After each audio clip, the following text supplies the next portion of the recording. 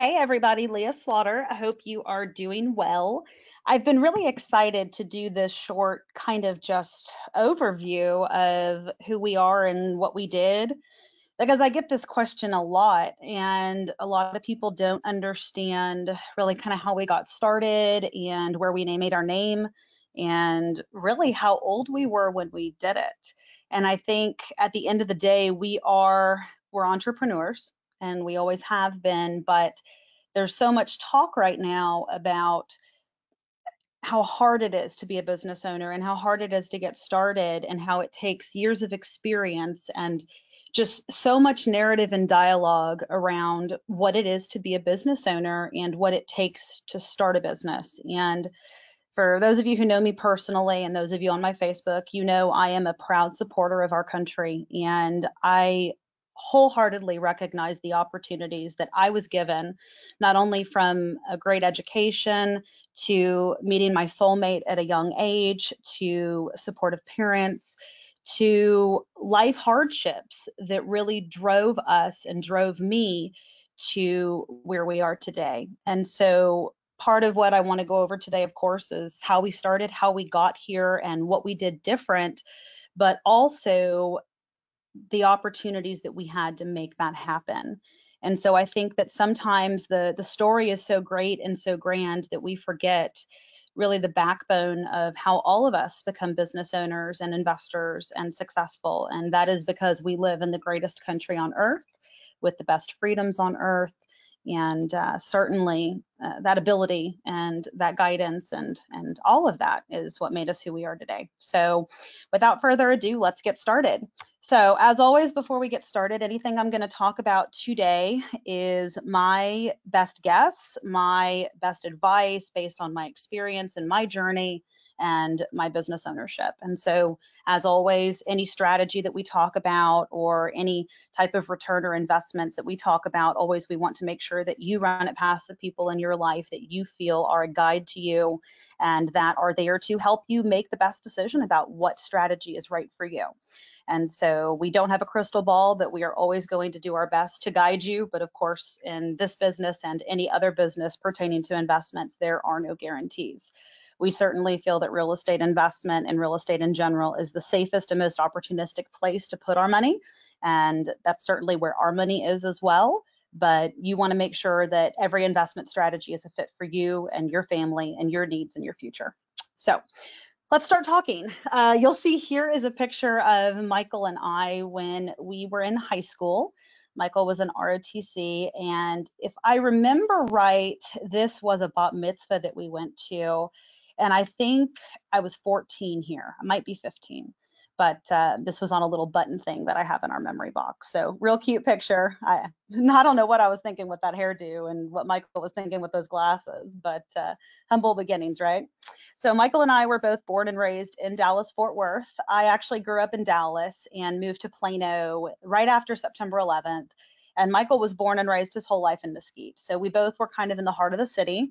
And we both were here when Dallas was very small. I actually remember growing up where the Dallas North Tollway really kind of stopped at Beltline, and then they expanded it. And one of the things I talk about and a great memory for me was we heard about this fantastic thing called Stonebriar Mall that was going to be opening. And I think that we had either just graduated or we were graduating, and my mom said, will you drive me out there? And so we got in the car and Michael drove all of us out to Frisco, which was, nowhere. It was the boonies. And we drove out there and saw this massive fire, kind of like a waterfall thing that they built around this mall. And we said, what in the world are they doing? This is in the middle of nowhere. And it's so funny because I think that that moment, looking at that investment strategy of looking outside the city and developing in these areas right on where the highways were going to go, I think that was a moment for us where we really started looking at what real estate was doing and where it was going. Because Michael and I were always very analytical. And so I can kind of tell you about how that really started. So we met in middle school, and we had two friends who knew each other, and that's how we got introduced. Both of us had been working at a young age. So I started working at an advertising firm when I was in middle school. And then all the way through late middle school, early high school, I was a camp counselor. I was building websites for people. I did HTML and other design. We had a small online store back when online stores were unheard of, and we were buying things to resell online and actually working with Amazon back in Amazon's early days when nobody really knew who that was. And so really from the time that we were old enough to understand what business was, we were doing things to make money. I had a very successful web design business and did websites for a lot of well-known people. And so it's something that certainly is translated into life now, because although these days I'm not as involved in the website design, and it certainly has gone so far over my head, that general understanding of marketing and background and how the internet worked and working on computers, because Michael built computers, I wouldn't say we were nerds, but we had a lot of knowledge. And so I think that it really gave us an kind of idea of where to get customers and where to build the business when we get to that point. And so, at that point, online marketing and online leads and, listing online off MLS and all these different things, they were unheard of. I mean, for all intents and purposes, there were still MLS books of properties. And so things were very, very different. So I graduated 2 years early. Michael graduated a year early. Neither of us could wait to be adults. And we really, I think, my friends were always much older. His friends were always much older. And we just really didn't feel like we fit in. We had close friends that were our age, but we didn't feel in place. And I think part of that was growing up young. Michael lost his dad at a young age and his mom was really sick. And so I think there was a lot of pressure to be a kind of contributing member of society and make money and all those things. But for me, when I met Michael, having come from a completely different background and having been raised in a more kind of upscale background, once I saw what the other side of the world lived like, because I'd never seen that, the private school and the private education and the fancy cars and all those things that I saw the kids around me doing just no longer appealed. And so really kind of once we met, it was immediate. We're going to, graduate. We're going to go get careers. We're going to go do this thing. And so anyway, Michael was a corporate manager at a corporation before the age of 18. I think he was the youngest in company history, certainly one of them. I think I remember at the time being told he was the youngest. And really, he was doing great. He had 3 or 4 promotions in first year, and we were making really good money. And so that kind of leads to the next part of our path, and that was buying our first house. So about 2 months after I turned 18, we bought this house, and we bought it. Number one, we wanted to be homeowners. We were throwing money away on rent, and that you can kind of hear where this dialogue's going, right? So we were throwing money away on rent, and we knew that Dallas was really booming. And so we started looking off George Bush Turnpike, that highway that was in development, and we wanted to find something that was going to be off that path when George Bush opened its route to Garland, but that kind of gave us that country feel while still being drivable into the main city, because he was working in Richardson and Mesquite. And so we bought this house and we paid $185,000 for this home. And it was great. I mean, it was fantastic. We were super excited, and our friends thought we were crazy because other 18-year-olds aren't thinking about owning houses, but it was great. So we had an agent that we were working with, and I'm certainly not going to name any names. He's someone I still am friendly with. But when I wanted to negotiate, there was a lot of pushback because the market was hot. It was the height of the kind of bubble. And when I wanted to negotiate a bunch of money off and make repairs, it was basically, no, I'm not doing this. No, we're not going to do this. This is not how this is done in this market. And it really rubbed me wrong. And I think, obviously, y'all knowing me, I put my foot down and we did the negotiation and they accepted it. So certainly the market could work that way. But it was the general mentality of real estate at that time, of the crazy amounts of money people were paying and the overappraisals and the rolling money into transactions and all of the things that were happening that really just kind of made us scratch our heads. And so after we closed on the house, about 2 days later, and of course this was the single biggest purchase, and we were, just 18, and Michael just turned 19. And Michael, one night we're laying in bed and he said, you know what, I think I can do this better. I'm going to quit my job and go get a real estate license. And I told him he was crazy. And he was crazy. And looking back, I'm glad he didn't listen to me, because I tried everything I could to talk him out of it, and I couldn't. He was excited about it. He said that he was going to do whatever he had to do to make it successful. He was being called all over the state for his position. And, part of the problem was when he was promoted in his corporate employer, all of the lower positions that he had, they couldn't fill. No one knew how to work on the equipment that he was trained on. And so he was having to do his job and the job below him. And so he was used to these crazy hours.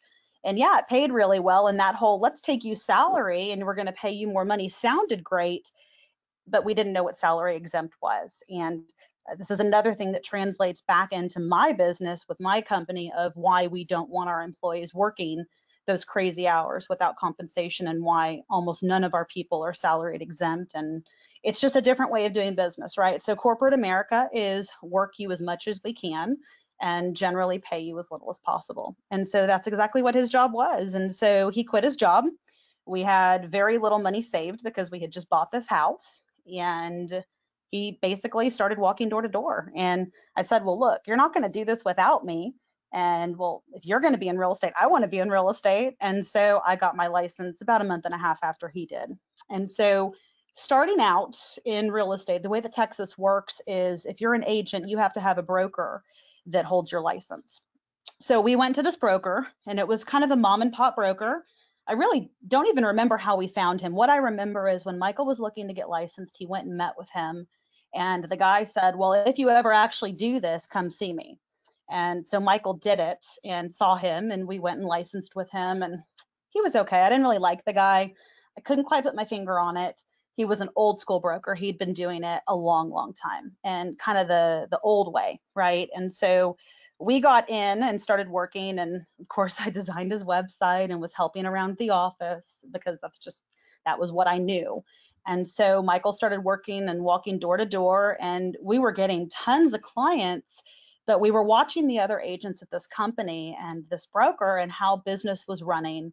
And it was one of those dual licensed offices back when that was really allowed. And so the same person was the lender and the broker on a transaction. So you could be the buyer's agent and be the mortgage broker for that person.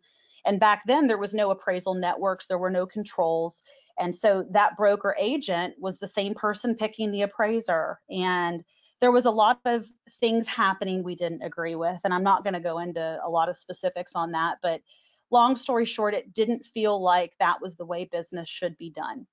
So it was less than 6 months until we had formed OmniKey, and we jumped in head first, but we just knew that the way we wanted to do business and the investment arm that we wanted to specialize in was never going to work without the ethics and the integrity of how we operated. And we knew it needed to be our vision.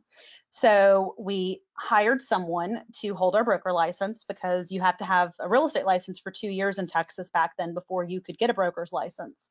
And we really kind of hit the ground running, and it was crazy busy, and we were super blessed. It was, and I'm going to go more into the crash here in a moment, but we saw what was coming, and I'm going to talk about how we saw what was coming. And a lot of people kind of chalked us off to crazy kids, because what we were doing was giving us all these signs of significant defaults and overinflation and botched appraisals and all these things. And there were so many different stories that I could tell. And, the goal is to try to keep this kind of short and sweet, but we knew that something was coming. And so before I go into that, as soon as that time period lapsed and Michael was able to sit for his broker's license, he did. And I can't remember if he was the youngest broker or one of the top few youngest brokers, but he was licensed right after 2 years in the business. So again, we were still kids at this point. So what we were doing is we were going door to door for listings to sell and gain investors. And we were working with homeowners, talking to them about what the value of their property had done and what they could do if they were to sell that property. We were buying leads all over the place online, which back then nobody was doing. And so there really wasn't any competition, but also nobody else was willing to work for the prices that we were. We were doing listings for a few $100s. We were doing just a crazy number of flat fee listings. And so back then we were the listing entity for owners.com and for sale by owner, which back then very few people who knew what that was, but we did. And we were handling all of their listings for DFW and for Houston. And we were doing hundreds and hundreds. So that was step one of really seeing what the market was doing, because we were handling this mass volume of listings and seeing what was selling, what the trends were doing. And I mean, I think at some points we had almost 200 listings active just between Michael and I, which we have that many now, but of course I've got a whole team now. Back then it was just Michael and I. In addition to that, we were doing a lot of broker price opinions and short sales. We had a direct contact that I had solicited and we worked with at AmeriQuest and Countrywide. So you can kind of see where this is going. And we started seeing what was happening with these price opinion requests for the refinances, not being able to reach appraised values, being called from the lenders, being yelled at because our numbers were not where they wanted them to be. So we're about mid 2007 at this point, and Michael and I just basically said to each other, what is going on? This is not going to sustain. These people are paying way more than these houses are worth. You know, we're not doing these deals, but there's other people willing to. The appraisers were basically assigning values at what was asked instead of actually doing their job to really prove the value. They were picking and choosing the comps that they want, because back then there wasn't all the requirements and everybody knew the appraiser they were working with and you had them on speed dial. It was just a completely different thing. And so we really got thrown into property management because we were reaching out to people who couldn't sell their homes, people who had overpaid, people who needed to do short sales, needed to do some type of loan modification, but at the time there weren't any. That really wasn't a thing yet. And so we would get them to turn it into a rental property because we really felt like that was a better option than foreclosure. And so many people were upside down that this is what we specialized in. So people would approach us to sell their home. They would own too much, and we would talk to them about the benefits of this becoming a rental property and kind of waiting out until value rose. And so that is really where our property management began. And it was an incredible thing to walk into because we targeted those same areas that we saw that day at the mall. We targeted those same areas of where we bought our first home, because we really felt like the city was going to be a problem, that it was so developed and everybody was paying such crazy numbers that if we went a little further out to the areas that had to grow to keep up, where we were studying the traffic patterns and the highways and reading the different things that were going in front of city councils for growth, we felt like if we positioned people in those areas, that they would be able to sustain through whatever happened to the market. So as the market started to wax and wane, our investors who were buying properties and going out and seeking things, we were saying, let's get out of Dallas. Let's get out of Dallas County. Let's go into these suburbs. Yeah, they're kind of out there right now, but in the next 5 years, there's going to be this highway or this employer's building this. And that was really where we got started. And so by the end of 2007, early 2008, when the market started going crazy, yeah, we were helping a lot of people who reached out to us as these short sale specialists and doing what we did best. But the people who had money and wanted to invest, we were able to position them in places where they sustained perfectly through that, and now on the backside sold at massive profits. And again, it was all about that suburb model, which at the time was pretty much unheard of. We did deal a lot with first-time home buyers, so we dealt with a lot of people that were coming out of Section 8 housing, and we actually did a lot of exclusive Section 8 listing and worked with a nonprofit and doing some other things. And so again, that name reputational got out there and people started referring these clients to us that they'd been in housing, they'd never been homeowners, and we helped them get into no down loans when the market had dropped to become homeowners and to be able to get them in and help build up that market too. And so we really were dabbling in a little bit of everything. And then the final thing that we were dabbling in was corporate relocations. So big corporations, which even back then we recognized that many of them were moving to Dallas. We saw massive growth happening at DFW Airport and the highway system, and the low cost of living, the huge city watching it double in size. And we really felt like this was going to be a corporate relocation area.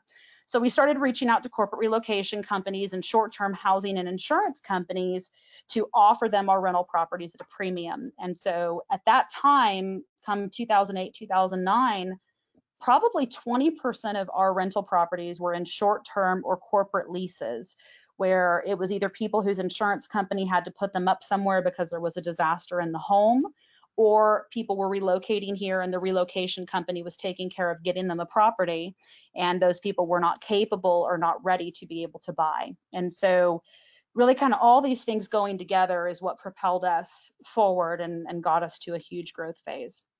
And so as we started doing more and more of these rental properties, by the beginning of 2008, mid 2008, we realized that there had to be a different way to do property management, kind of the gold standard at that time. And, there's no standard fees in property management. There's no standard way to handle things. But what we saw other people coming to us having experienced was 10 to 12% property management fees, no visits to the property except move in and move out, no real accountability to the tenant. So everything that broke, everything that went wrong, everything that happened, the owner was compensating 100%. The tenants were not being told to fix these things. Nobody was showing until the lease was over. And really just there was no accountability. That's the biggest thing. And so you had all of these properties brought to us, and we would go do an initial visit, and the condition would be just terrible. And so we actually did our own quarterly walkthroughs, and we started doing that a year or less into the business. It was almost a day one thing that we felt like to effectively manage.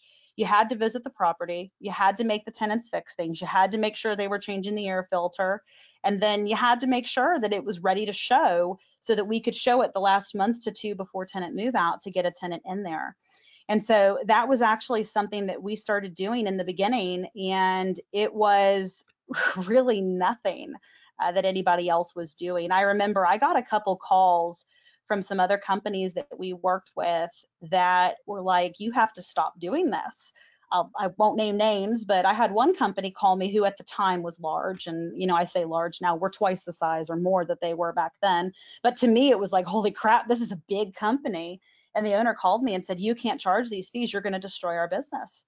Because back then we were doing management in the fives, and going rate, as I mentioned, was 10 to 12%. And there were very few property management companies back then. And they said, you've got to stop. You're going to put us all out of business. And I said, well, I'm sorry that this is affecting your business, but we're making plenty of money doing it this way. And this is how we're going to build it. And it was, I remember hanging up that phone call, sitting in the office like, this is crazy. We're scaring people. And we did. And a lot of the companies that were huge competitors back then, some of them have sold, they've gone corporate, and some of them just went out of business. And so looking back, the majority of the people back then that were the huge players, they're pretty much all gone. I can think of one that's still left around, but they're corporate, and two that sold and have absorbed into nationwide companies now. And I don't need to go into why we're not a fan of nationwide property management and that commercial model. When it's not family owned and operated, there's a completely different feel. There's a completely different kind of just way things operate.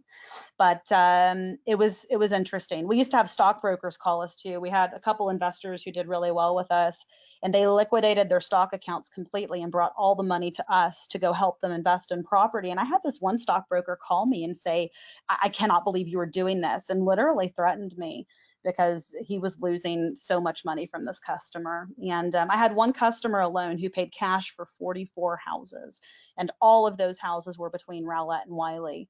And I remember we actually closed out his last property 5 months ago, and he's now retired. Obviously, he did very, very well. But it was incredible to see the faith that people had in us. And I remember always thinking, what if they realize how young I am? Are they going to trust me? Are they going to think I know what I'm doing? And funny enough, a couple people would joke, "Oh, you look like a baby," but nobody ever questioned, because again, it goes back to, we knew what we were doing, we read and we educated ourselves, and it really at no step did we ever think, we don't know what to do here, we don't know what the answer is. Because if we didn't know the answer, we were going to dang sure figure it out or find it out or make a solution. And that was where we built the business. So as we get into the market crash, we're seeing the signs of the crash. We really had this ability to kind of see what was happening. And that was, the short sales were a big piece of it. Working with Ameriquest and working with Countrywide and seeing what was happening on their end showed us a lot of it. And then the other thing is, we were listing a lot of builder properties. And so we really started seeing the financing fall apart. And then we started hearing that companies were going to implode. And for those of you that don't know what that means, there was this mortgage implosion that happened where lenders basically went out overnight. And there was a line called ML Implode, where those of us on the inside and in the business that were seeing what was happening were tipping off these people as to what we saw happening. And we tipped off on two major companies. We reported it to them, and they both imploded within a week because we were seeing loans fall apart. We were hearing talk and discussion of, government agencies showing up. And, guys, there was so much going on in the appraisal and lending market. I'll never forget, we had this one guy contact us that wanted to buy a home, and he was a manager at McDonald's, and he was doing a stated income loan. And some of you have probably heard me tell the story. But long story short, he claimed he made $100,000 a year. And Michael and I refused. We said, we're not doing this. This is not accurate. Stated income doesn't mean you can lie. And, at the time, there was really no definitive line between what the agent does and what the lender does. It was, well, the lender handles the loan and realtor handles the real estate stuff. But we were seeing all of these things happen. And then there were all these loans called purchase plus loans. And what that was, where an investor could get 103% financing on a rental property, which I remember at the time, Michael and I used to sit at dinner and talk about this. How can you be an investor and buy an investment property and get 3% back at closing? But that's what was happening. And so, when people ask me if the market's about to do the same thing it did then, all I can really do is chuckle, because if you really were in the last crash and you really saw what was happening, you would understand that there was such a difference, and the bad, dirty paper that was going on was completely different than how loans are written now. So it's interesting looking back and seeing what happened. But we were seeing so many signs. And I had this one lady come to me who needed a short sale. She bought a house, and it was in Rowlett, which was a heavy market for us. And she needed me to short sell her home. She just bought it about 2 years before. So I went to go meet with her, walk through the house, and I said, well, tell me what's going on, how I can help. Let's get the short sale paperwork together. And she said, well, my AC went out and it's $1,600 or something like that to fix it, and I don't want to pay for it.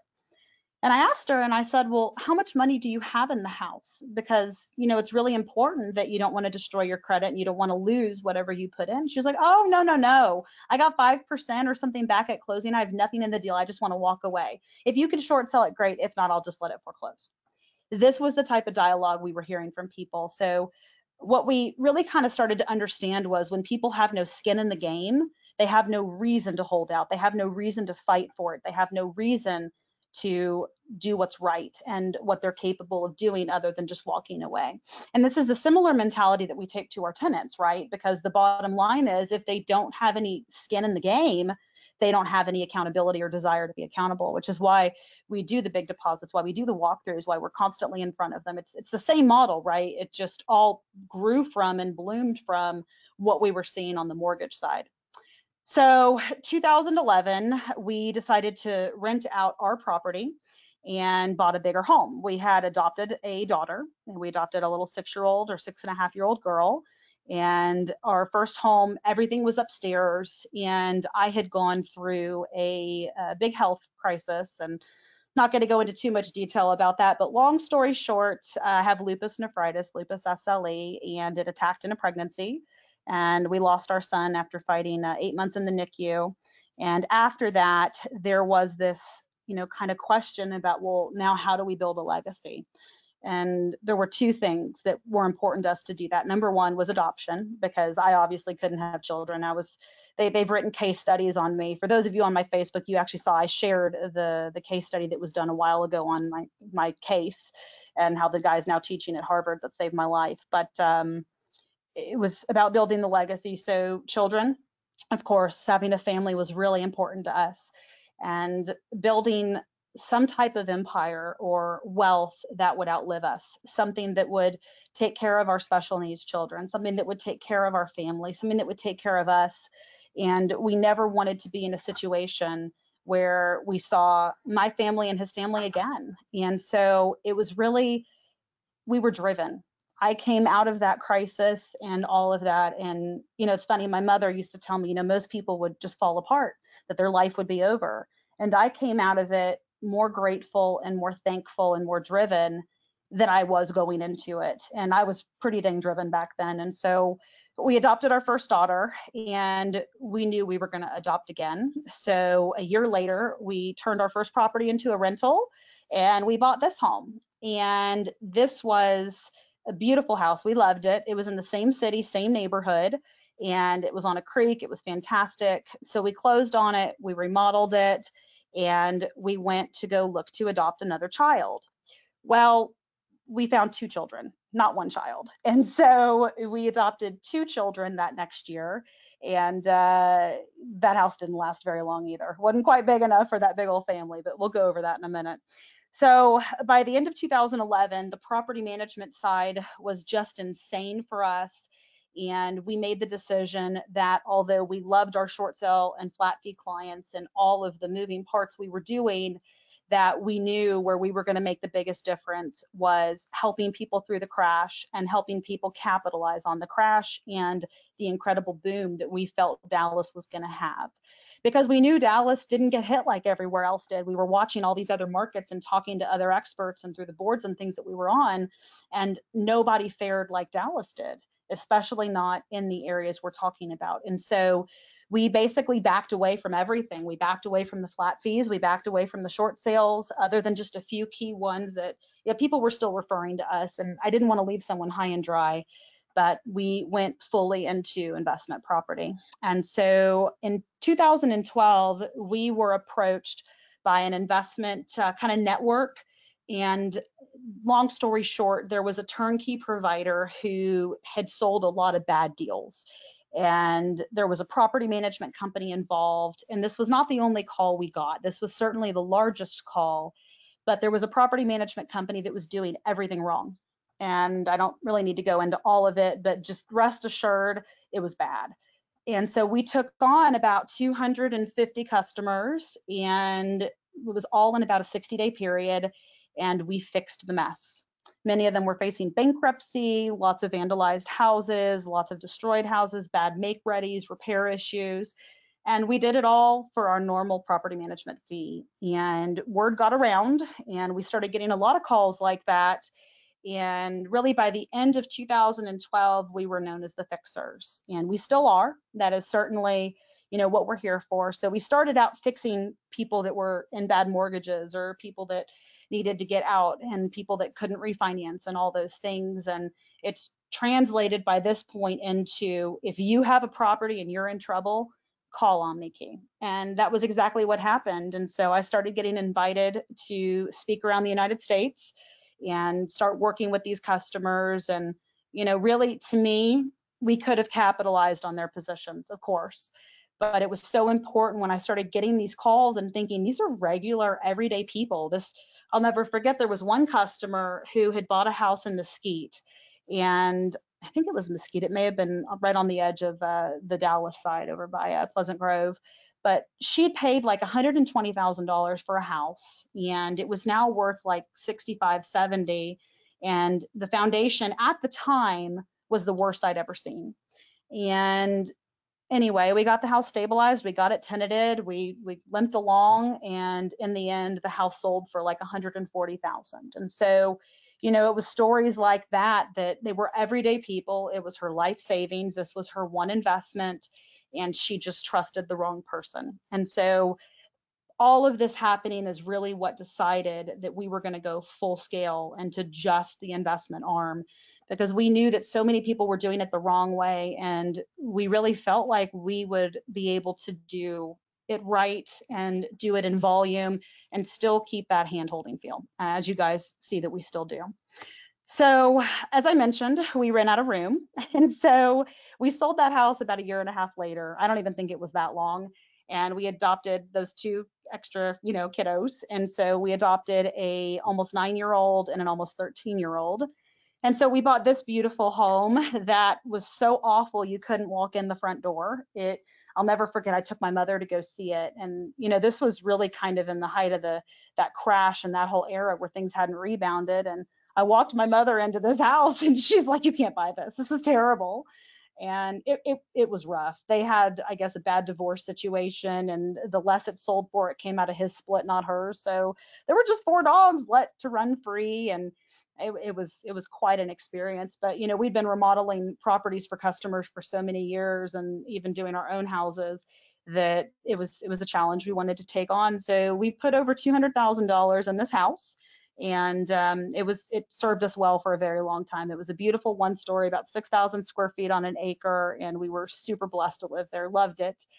we've sold that house 2 years ago, and now we live in a different side of town. But it was great because I remember we used to drive by this neighborhood. It was on the way from our first house to the broker that we went to work for, and we would drive by this neighborhood, and Michael and I would look over there and we'd say to each other, one day maybe we'll be lucky enough to live in that neighborhood. And that was kind of like our thing. This neighborhood had these big old berms or these hills that entered it, and these big old trees and bushes and everything. And we drive by that neighborhood, and I tell him every time, one day, I just want to be successful enough to live in that neighborhood.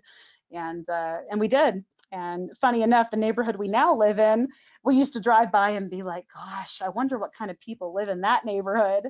And we never even said that we really wanted to live there because it just never even seemed in the realm of possibility. But we, as I said, we've been infinitely blessed. And I don't want to give the impression we haven't worked for it. We have. Michael and I have not taken a full day off in over 10 years. That's just not nature of our business. We've got an amazing team, but there's not a day we're not on the phone or on our email or teaching classes or whatever it may be. But I certainly would not change that for the world.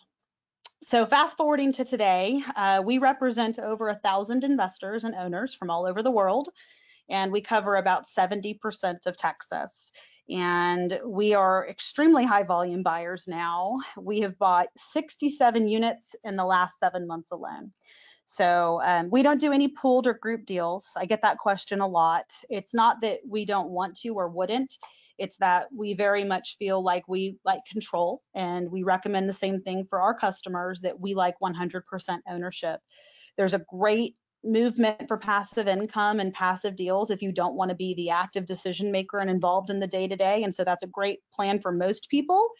But for us, we're active, we're type A. I would feel really bad for anybody who invested with us.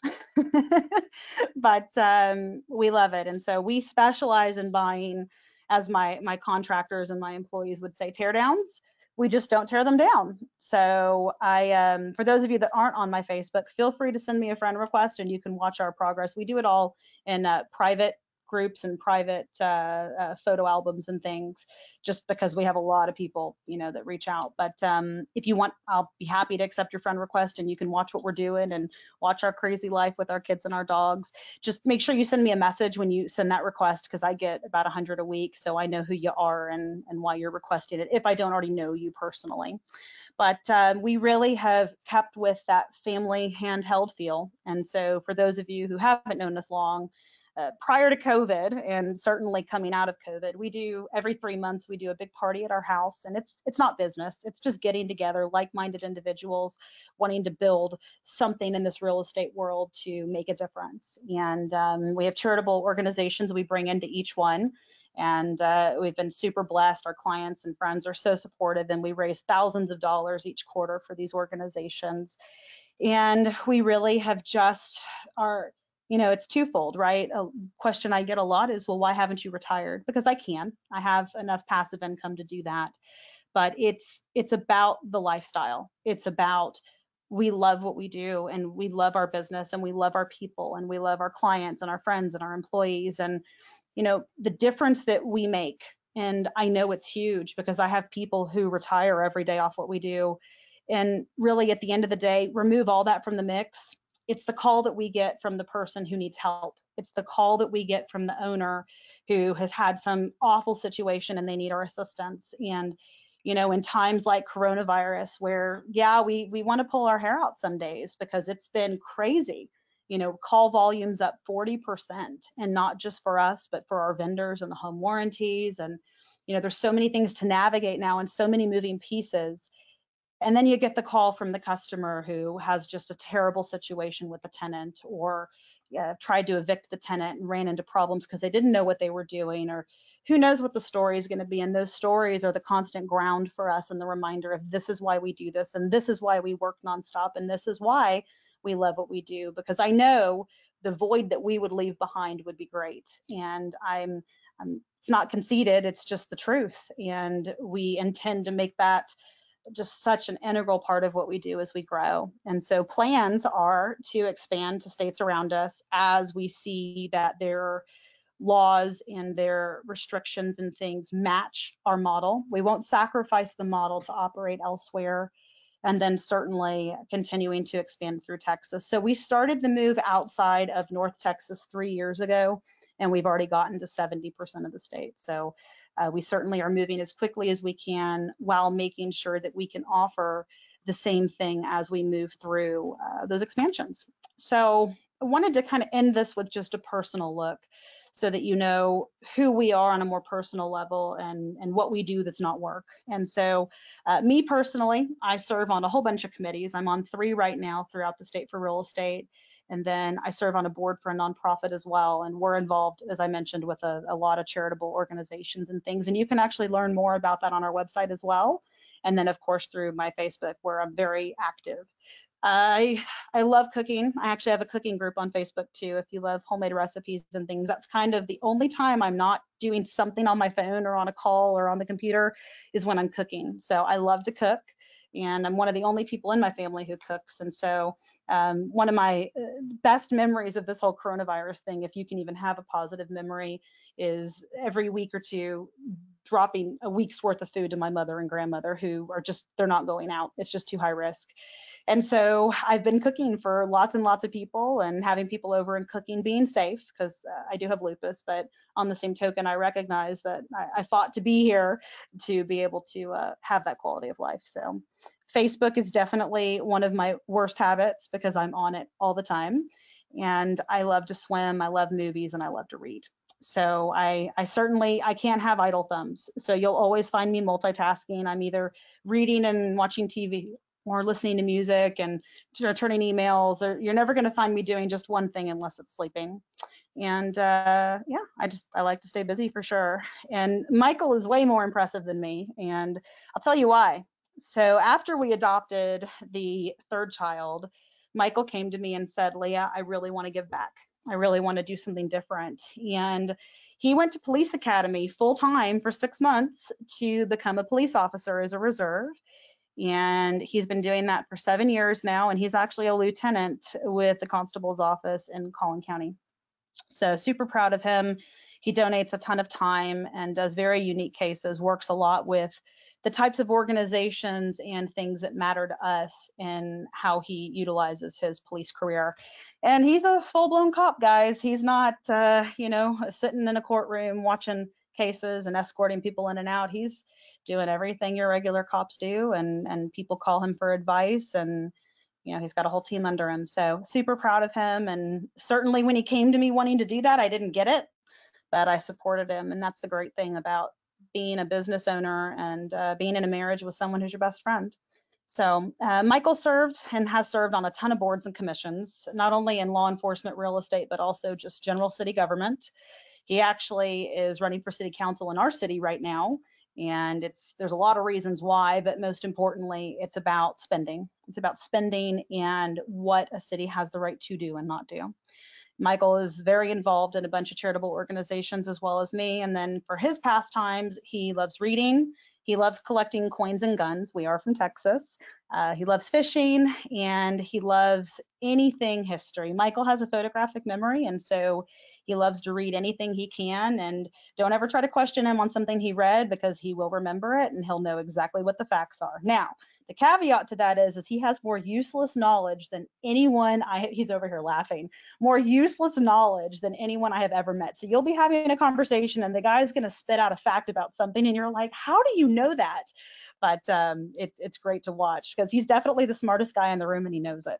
So, but just really super blessed with our business and with having all of you in our lives and getting to do this investment journey together. Next week actually marks the beginning of our 15th year. And I certainly am just so happy to see what the next 15 bring. So thanks for listening to our story. And, if you ever have a kid that says they can't amount to anything, just tell them what we did. I tell my kids all the time, and their favorite thing to tell me is, Mom, I'm not like you. I'm not like that.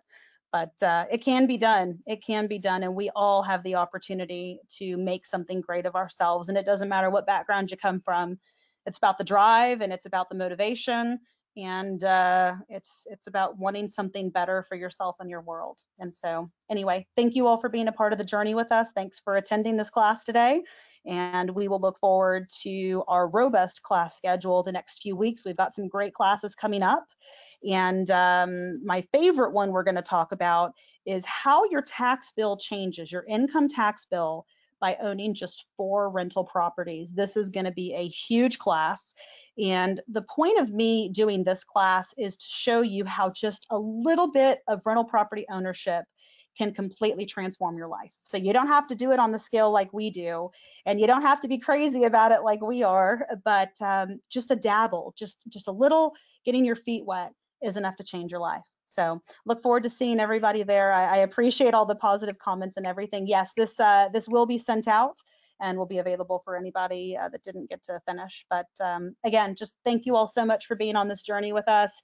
I hope everybody's staying safe and staying sane in light of this interesting time that we're in right now. And just know that we are always doing our best for you, for your property, for your tenants. And if you ever need anything personally or professionally, we're all one big family. We're always here. So again, thank you everybody and take care.